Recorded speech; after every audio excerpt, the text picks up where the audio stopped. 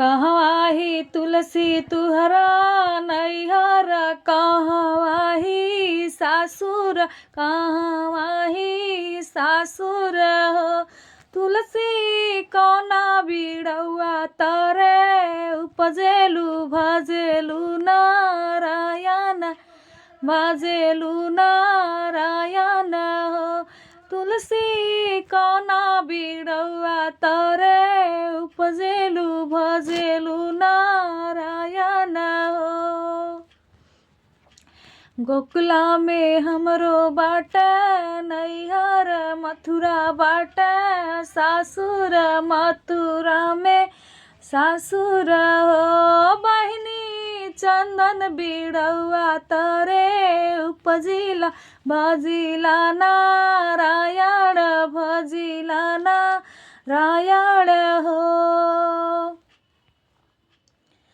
जौ हम जनती तुलसी होबु सवत मोरी, होबु सवत मोरी होबु न हो। तुलसी जरिया से तुह के उखरती त नदी से रावती नु हो।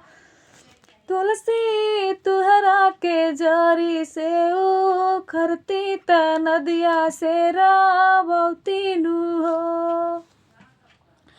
जौ हम जड़े से उखरबू त नदी से रावैबू त नदी से रावैबू न हो। बहिनी नदिया से निकरिता वृंदावन, वृंदावन जानम लेब हो। बहिनी नदिया से निकरिता वृंदावन, वृंदावन जानम लेब हो।